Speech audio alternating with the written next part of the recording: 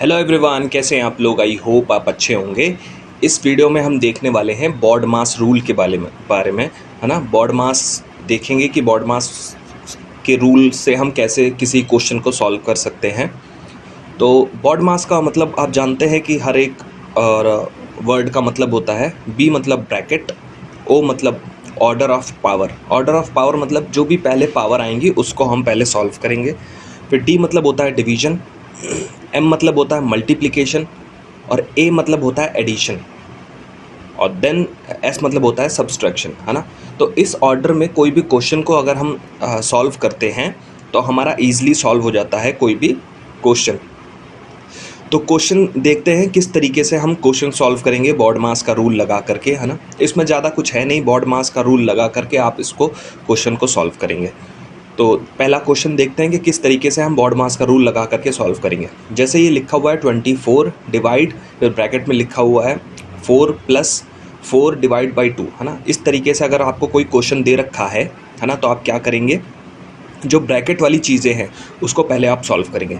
Bracket में जैसे 4 + 4 divide by 2, है ना, ये लिखा हुआ है। तो आप डिवाइड बाई जो 2 लिखा हुआ है ना, उसको इस फॉर्म में आप लिख लेंगे। इस फॉर्म में लिखने का से फ़ायदा क्या होगा, इस फॉर्म में लिखने से फ़ायदा ये होगा कि हमें साफ साफ दिखेगा कि हमें हाँ ये डिवाइड कर रहा है।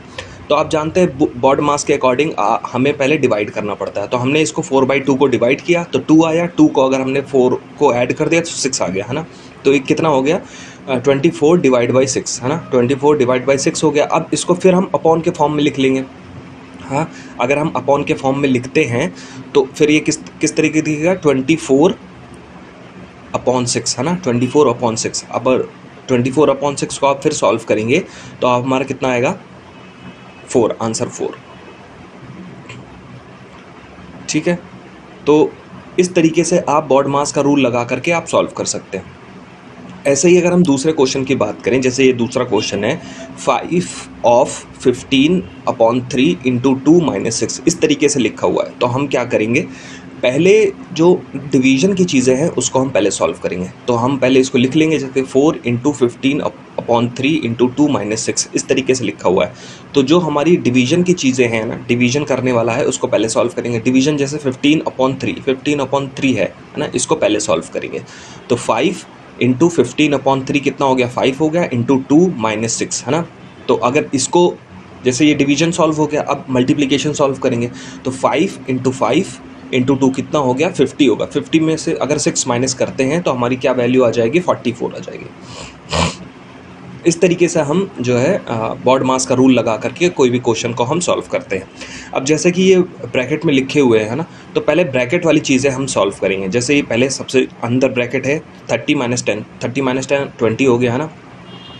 फिर हम एज इट इज़ हमने उतार लिया, हमने समझाने के लिए एज इट इज़ उतारा है, लेकिन आप एग्जाम में नहीं करेंगे, डायरेक्टली आप जो अपने मन में करेंगे। जैसे 30 - 10 = 20 हो गया। 20 में से अगर हमने 60 निकाल दिया तो 40 बचेगा, है ना। 40 + 40 80 हो जाएगा। ठीक है। अब 80 को हम अगर 200 में से माइनस करेंगे, हाँ 80 को अगर हम 200 में से माइनस करेंगे तो 120 आ जाएगा हमारा आंसर। तो इस तरीके से आप सॉल्व करेंगे। देन वही अगर दूसरे क्वेश्चन की बात करें तो जैसा कि ये ब्रैकेट में लिखा हुआ है और अपॉन 5 लिखा हुआ है, पूरा ही ब्रैकेट में लिखा हुआ है अपॉन 5, तो हम पहले ब्रैकेट वाली चीज़ें सॉल्व करेंगे। हम ब्रैकेट वाली चीज़ें, जैसे 25 को 8 से मल्टीप्लाई करना है तो 25 को 8 से अगर मल्टीप्लाई करेंगे तो 200 आ जाएगा, प्लस 450 को ऐड कर लेंगे तो 650 हो जाएगा। 650 को अगर हम 5 से डिवाइड करते हैं तो हमारी क्या वैल्यू आ जाएगी, हमारी वैल्यू आ जाएगी 130।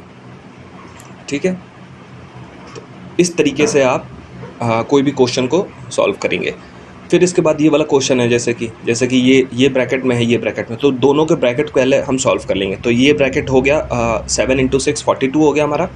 ठीक है। फिर डिवाइड, अब इन दोनों को अगर ऐड करेंगे तो कितना आ जाएगा, 4 आ जाएगा हमारा। 4 आने के बाद जो हमारी वैल्यू हो जाएगी वो 21/2 आ जाएगी।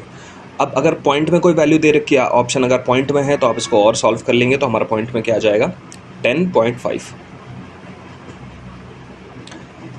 अब और देखते हैं किस तरीके की क्वेश्चंस आ सकते हैं। जैसे -5/2 लिखा हुआ है, +3/2 लिखा हुआ है, डिवाइड बाई 6, है ना, × 1/2, इस तरीके से लिखा हुआ है। तो हम क्या करेंगे, पहले डिवीजन सॉल्व करेंगे, फिर मल्टीप्लिकेशन सॉल्व करेंगे, फिर एडिशन सॉल्व करेंगे। तो ये डिवीजन लिखा हुआ है तो 3/2 डिवाइड बाई 6, इस तरीके से हम इसको लिख लेंगे, है ना, × 1/2। 1/2, है ना। तो इस तरीके से हमने लिख लिया। तो पहले इसको सॉल्व करेंगे। इसको सॉल्व करने के बाद हमारा क्या आएगा, ये 2 वाली जो वैल्यू है वो नीचे आ जाएगी, 2 वाली जो वैल्यू है वो नीचे आ जाएगी। तो हमारा क्या वैल्यू हो जाएगा, हमारी हो जाएगी 1/4 आ जाएगा, है ना। ये 1/4 आ जाएगा। अब इन दोनों को मल्टीप्लाई करेंगे तो हमारा कितना आ जाएगा, 1/8 आ जाएगा। तो ये जो पूरी वैल्यू मिल करके 1/8 हो गई, ठीक है, 1/8 हो गई। अब इन दोनों का ऐड कर देंगे।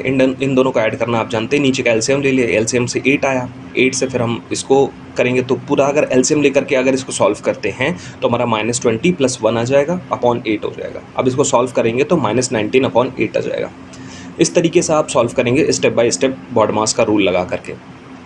अब मान लीजिए कोई फ्रैक्शन में बड़ी वैल्यू दे रखी है आपको, है ना, तो वही बॉडमास का रूल लगा करके आप सॉल्व करेंगे। अब जैसे ये डिवीजन है, ऊपर वाली वैल्यू पहले हम सॉल्व करेंगे। तो जैसे ये डिवीजन है, डिवीजन को पहले हम सॉल्व करेंगे। 8/2 कितना हो गया हमारा, 4 आ जाएगा, है ना। 4 और प्लस ये 12 × 3 लिखा हुआ है तो 36 आ जाएगा हमारा, है ना। फिर हम एज इट इज उतारेंगे 42 - 36 + 4 + 15, है ना। ये हमने ऊपर वाली वैल्यू सॉल्व कर ली। ऐसे ही हम नीचे वाली वैल्यू सॉल्व कर लेंगे। ये 16 हो जाएगा, है ना। ये हमारा 3 हो जाएगा, है ना। ये एज इट इज़ 4 आ जाएगा। तो इस तरीके से हम लिख लिया हमने, ठीक है। अब इसको अगर हमने ऐड किया और सब्सट्रैक्ट किया तो हमारा 25 आ जाएगा। और इसको अगर हमने सॉल्व किया तो 16 - 4 हमारा 12, 12 + 3 15 आ जाएगा। अब इसको फर्दर सॉल्व करेंगे तो 5/3 आ जाएगा। तो इस तरीके से आप सॉल्व करेंगे।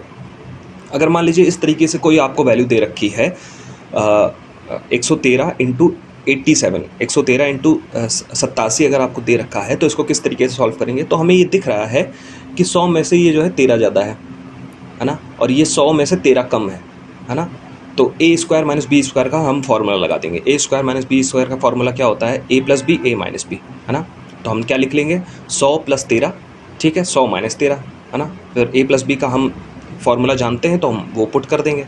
तो a हमारा कौन सा है, 100 है, तो a², और हमारा b क्या है, 13, ठीक है, तो 13², ठीक है। अब इसको हम जब सॉल्व करेंगे तो ये हमारा 10,000 आ जाएगा, ये हमारा 169 आ जाएगा। अब इसको जब हम माइनस करेंगे तो आ जाएगा हमारा 10,831। तो इस तरीके से जो है आप बॉडमास का रूल लगा करके कोई भी कॉम्प्लेक्स प्रॉब्लम को सॉल्व कर सकते हैं। अब अगर एग्जामिनर चाहता है कि आप उस क्वेश्चन को सॉल्व नहीं कर पाएँ तो आप उस क्वेश्चन को छोड़ करके आएंगे, क्योंकि लेंथी क्वेश्चन होगा, आपका टाइम कंज्यूमिंग होगा आपके एग्ज़ाम के लिए।